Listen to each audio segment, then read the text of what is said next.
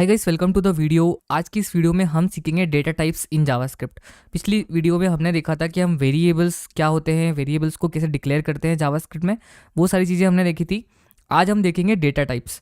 तो देखिए, in general हम क्या करते हैं, जब भी हम प्रोग्रामिंग करते हैं तो प्रोग्रामिंग में हम कंप्यूटर को कुछ डेटा देते हैं, ठीक है, और उस डेटा को प्रोसेस करवाते हैं और जो भी हमें डिज़ायर्ड आउटपुट चाहिए वो हम कंप्यूटर से लेते हैं और कंप्यूटर समझता है। कंप्यूटर को हम आपको पता होगा कि हम कंप्यूटर को जो भी इनपुट देते हैं वो 0101 में देते हैं और जो वो हमें आउटपुट देता है वो भी 0101 में, मतलब बाइनरी लैंग्वेज में देता है। अब हमें तो 0101 की लैंग्वेज हम लिख नहीं सकते क्योंकि हमें पता ही नहीं है कि 0101 का मतलब क्या होता है। उसको समझने के लिए या फिर उसको लिखने के लिए हमें सालों लग जाएंगे अगर हमें छोटी सी चीज़ भी कंप्यूटर से परफॉर्म करवानी है। तो इसीलिए हमने बनाई है programming languages.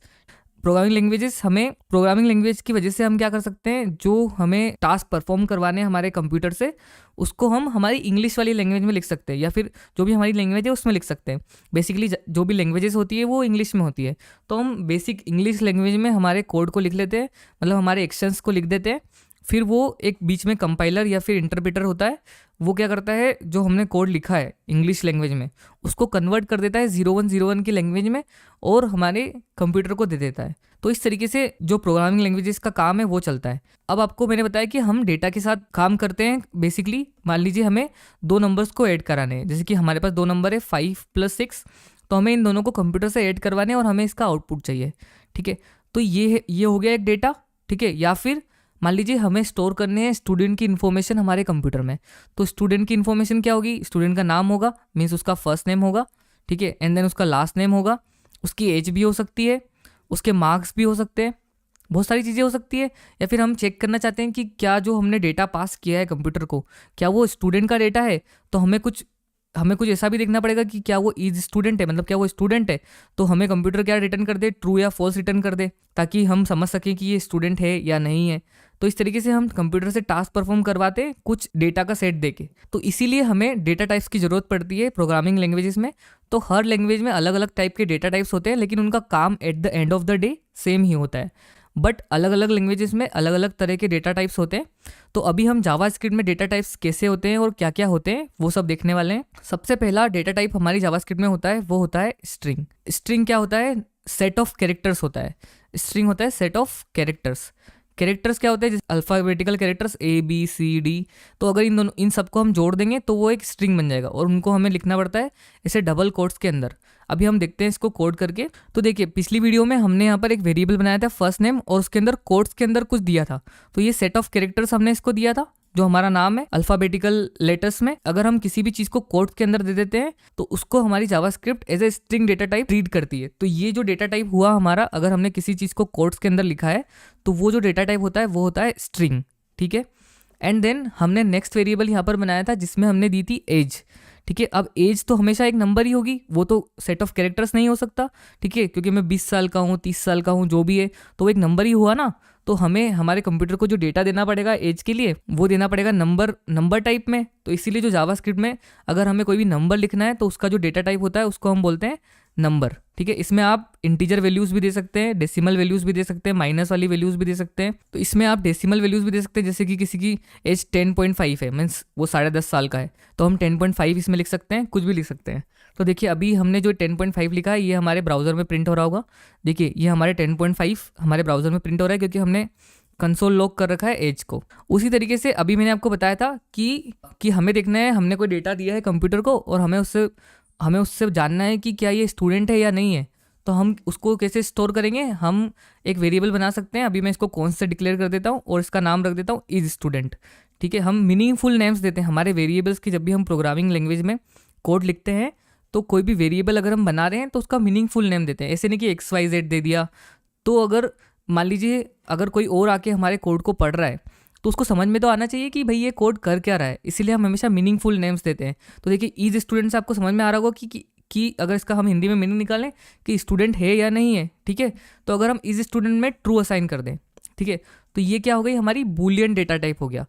Boolean data types में दो ही चीज़ें होती है, ट्रू और फॉल्स। अब हम एक्सेस करने की कोशिश करते हैं इस स्टूडेंट को कंसोल लॉग से, तो हम कंसोल डॉट लॉग कर दिया हमने इस स्टूडेंट को। तो देखिए यहाँ पे ट्रू प्रिंट हो रहा है। अदरवाइज अगर मैं यहाँ पर फॉल्स असाइन कर दूँ इसको तो देखिए यहाँ पर फॉल्स प्रिंट होगा। तो इस तरीके से जो तीसरा डेटा टाइप होता है हमारा वो होता है बूलियन डेटा टाइप। ठीक है, अगर हमें ट्रू फॉल्स देखना है तो बूलियन, अगर हमें कोई नंबर देना है तो नंबर डेटा टाइप होता है, अगर कोई सेट ऑफ कैरेक्टर्स देने हैं तो स्ट्रिंग होता है, उसको हमें कोट्स के अंदर लिखना पड़ता है। अगर आपको हमेशा नंबर देना है तो आप उसको कोट्स में पास नहीं कर सकते, आपको हमेशा उसको नंबर में पास करना पड़ेगा, मतलब विदाउट कोट्स पास करना पड़ेगा। ठीक है, अगर हम इस फॉल्स को भी इस कोट्स के अंदर डाल देंगे तो ये स्ट्रिंग बन जाएगा। तो देखिए ये अभी हम यहाँ पर फॉल्स प्रिंट हो रहा है, अगर इस फॉल्स के आगे मैं डी भी लिख दूंगा ना तो ये डी भी प्रिंट कर देगा। ठीक है, लेकिन विदाउट कोट्स मैं कुछ भी लिखूंगा तो ये हमें एरर देगा। इसमें सिर्फ मुझे जो हमारा डेटा टाइप है उसी तरीके की चीज़ें देनी पड़ेगी। अगर नंबर डेटा टाइप है तो हमें इसको सिंपली नंबर देना पड़ेगा अच्छा सा, या फिर अगर बूलियन डेटा टाइप हम इससे चाह रहे हैं तो हम इसमें फॉल्स या ट्रू देंगे। तो ये हमारे हो गए 3 तरह के डेटा टाइप। अब जावास्क्रिप्ट में एक और डेटा टाइप होता है, उसको बोलते हैं हम अनडिफाइंड। तो अभी मैंने आपको बताया था कि जब हमने एक वेरिएबल डिक्लेयर करा था उसमें कुछ भी वैल्यू असाइन नहीं की थी। फिर से मैं यहाँ पर एक और ये वाले कोड को थोड़ी देर के लिए कमेंट कर देता हूँ। तो मैं यहाँ पर एक वेरिएबल बना लेता हूँ, उसको मैं डिक्लेयर करूँगा सिर्फ। ठीक है, तो मैंने यहाँ पर सिर्फ फुल नेम को डिक्लेयर करा है, उसमें कुछ भी वैल्यू डाली नहीं है। मतलब अभी मैंने आपको बताया था खाली डिब्बा होता है और हमारी मेमोरी में सेव हो जाता है पिछली वीडियो में। तो खाली डिब्बा मीन्स वेरिएबल, तो वेरिएबल हमारी मेमोरी में उसके अंदर कुछ भी वैल्यू नहीं होती है। हम बोल सकते हैं कुछ भी वैल्यू नहीं होती है, बट उसके अंदर अनडिफाइंड होती है, मतलब वो डिफाइन नहीं होती है। तो जो डेटा टाइप जो वैल्यू उसके अंदर अभी तक असाइन हुई है, अगर हम इसको प्रिंट करेंगे कंसोल डॉट लॉग करेंगे फुल नेम को, तो फुल नेम की वैल्यू हमें मिलेगी क्या, अनडिफाइंड।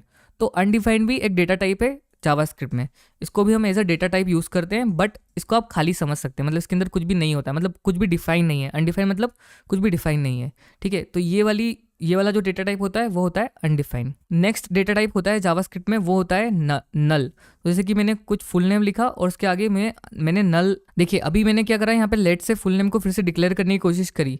अब क्योंकि मेरे प्रोग्राम में पहले से फुल नेम से एक वेरिएबल डिक्लेयर है, तो मैं फिर से उसको लेट से डिक्लेयर नहीं कर सकता, लेकिन मैं उसको रीअसाइन जरूर कर सकता हूँ अगर मैंने उसे लेट से डिक्लेयर किया तो अभी मैं फुल नेम में नल असाइन कर देता हूँ।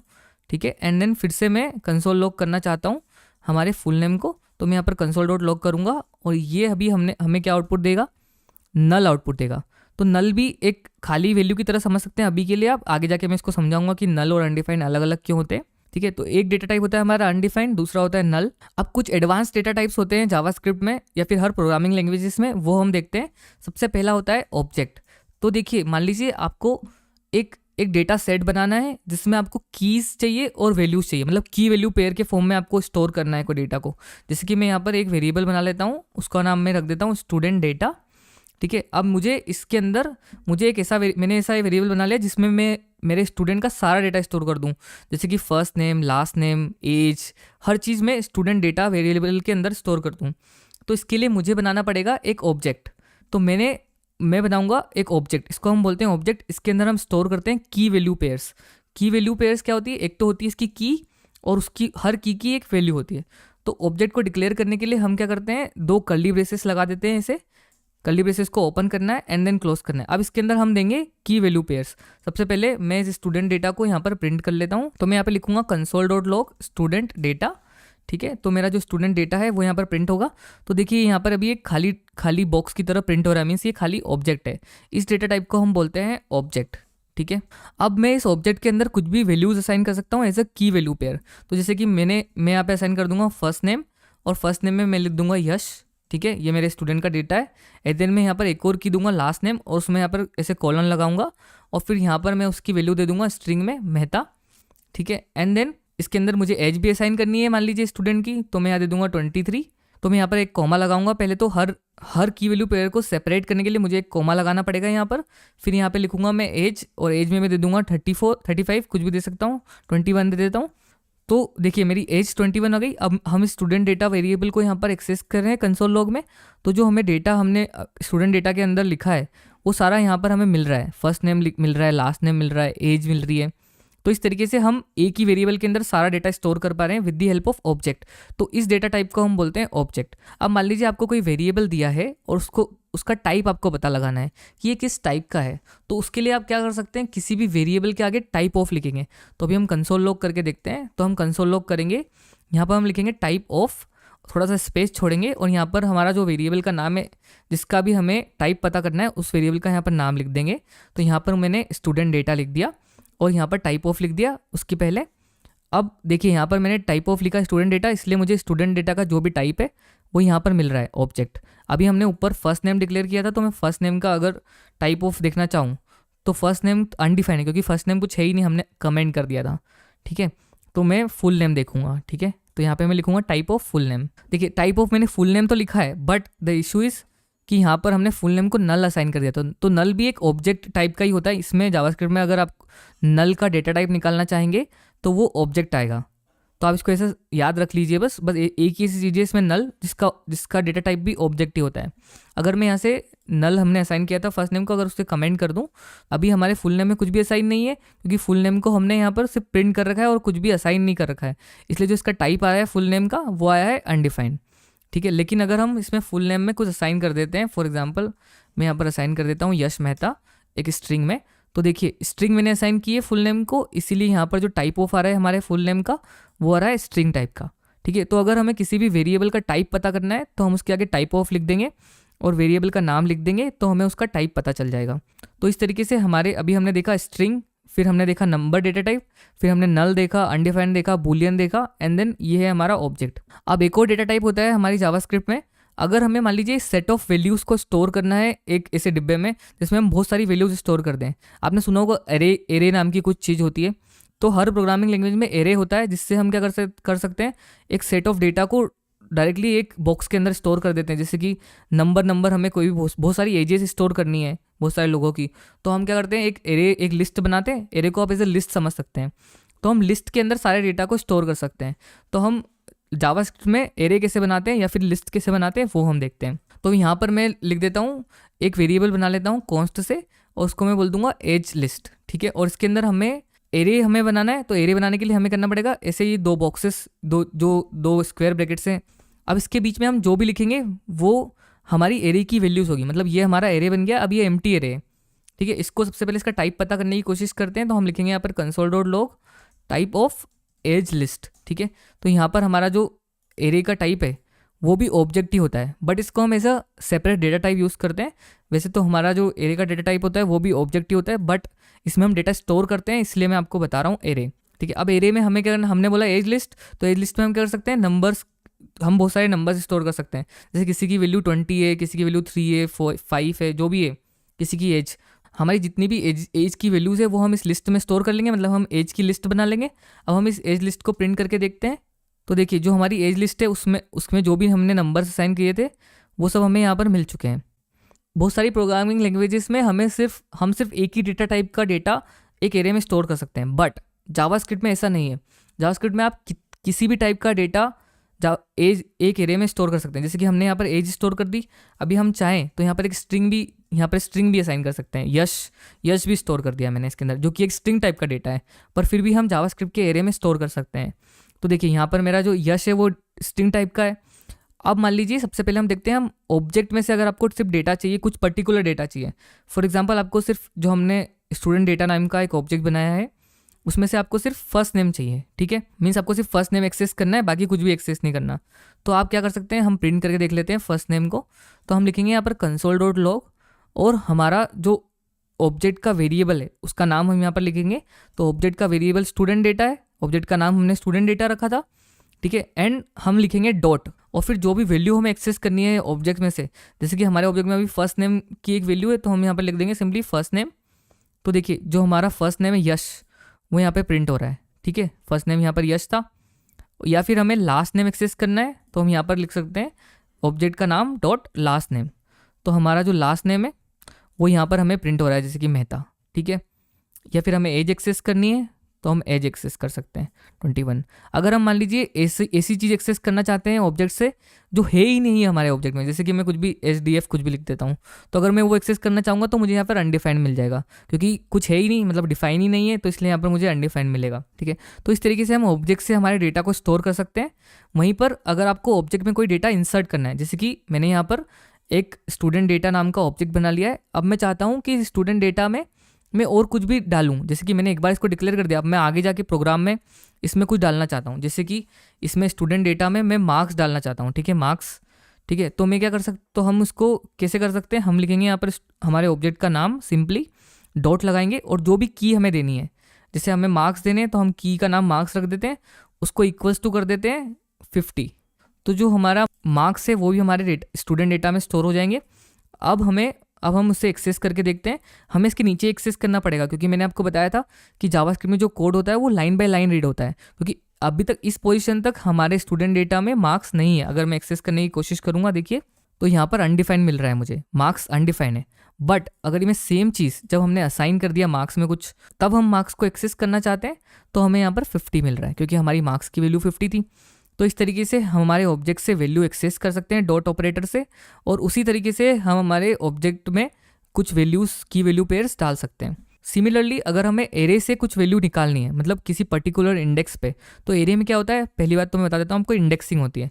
जैसे कि ये जो 20 है हमारा, ये अभी 0 नंबर पे हमारे एरे में। एरे की इंडेक्सिंग हमेशा 0 से स्टार्ट होती है, 1 से स्टार्ट नहीं होती है। अगर इसका हम काउंट देखेंगे, मतलब टोटल काउंट देखेंगे, तो वो तो हमारा 3 + 3 6 ही आना है। बट अगर हमें इसमें से एलिमेंट्स एक्सेस करने हैं, तो हम इसको, अगर इसमें हम लिखेंगे एज लिस्ट, ऐसे ब्रैकेट लगाएंगे, उस ब्रैकेट के अंदर अगर हम 0 लिखेंगे, एंड देन अभी हम इसे कंसोल लॉग करते हैं ताकि हमें प्रिंट मिले। तो हम यहाँ पर एज लिस्ट एट 0 को कंसोल लॉग कर लेते हैं। तो देखिए हमें यहाँ पर 20 मिल रहा है। मीन्स जो इसका पहला एलिमेंट होता है लिस्ट का, मतलब हमारे एरे का, उसका इंडेक्स हमेशा 0 होता है, मतलब 0 से स्टार्ट होती है इसकी इंडेक्सिंग। तो ये हमारा 0th एलिमेंट हुआ, ये 1th, ये 2nd, ये 3rd, ये 4th, एंड ये होगा हमारा 5th एलिमेंट। तो इस तरीके से हम हमारे एरे में से किसी भी वैल्यू को एक्सेस कर सकते हैं। फॉर एग्जांपल हमने यहाँ पर एज लिस्ट एट 5 लिखा, तो जो 5th इंडेक्स पे वैल्यू है, 5th इंडेक्स कैसे काउंट करेंगे हम, यहाँ से स्टार्ट करेंगे 0 1 2 3 4 एंड 5। तो 5th इंडेक्स पे हमारी वैल्यू है यश, तो हमें यश यहाँ पर प्रिंट हो गया है। अगर मान लीजिए हम एक्सेस करना चाहते हैं 6th नंबर की वैल्यू, मतलब 6th इंडेक्स की वैल्यू, तो यहाँ पर हमें अनडिफाइंड मिलेगा, क्योंकि 6th नंबर पर 6th इंडेक्स पे कोई भी वैल्यू नहीं है। और अगर हम 1 इंडेक्स पे कुछ एक्सेस करना चाहते हैं, तो 1 इंडेक्स पे हमारा 45 है, क्योंकि हमारा एरे की इंडेक्सिंग 0 से स्टार्ट हो रही है। तो आप ये याद रखना, एरे की इंडेक्सिंग किसी भी प्रोग्रामिंग लैंग्वेज हो, कोई भी प्रोग्रामिंग लैंग्वेज हो, सब में एरे की इंडेक्सिंग 0 से स्टार्ट होती है। तो इस तरीके से हम एरे में से जो हमारे एलिमेंट्स है वो एक्सेस कर सकते हैं। बट एरे में अगर आपको कुछ चीज़ डालनी हो, तो वो आप कैसे डालेंगे, वो हम देखेंगे आने वाली वीडियोज़ में, क्योंकि थोड़ा सा वो कॉम्प्लेक्स है, उसमें कुछ फंक्शंस यूज़ होते हैं, तो वो सब चीज़ें हम आगे देखेंगे। लेकिन अभी के लिए आप एरे कैसे डिक्लेयर करते हैं वो आप सीख गए, ऑब्जेक्ट कैसे बनाते हैं वो सीख गए, और जो भी डेटा टाइप्स होते हैं हमारे जावास्क्रिप्ट में मेन डेटा टाइप्स, वो सारे हमने यहाँ पर देख लिए हैं। तो इस वीडियो के लिए इतना ही था। आई होप ये सारी चीज़ें आपको समझ में आई होगी, और अगर आपको मेरे समझाने का तरीका अच्छा लगा हो तो प्लीज़ लाइक कर दीजिए। अगर आप चैनल पे नए हो तो प्लीज़ सब्सक्राइब कर दीजिए। Thank you so much for watching. मिलते हैं नेक्स्ट वीडियो में नए टॉपिक के साथ, तब तक के लिए बाय बाय।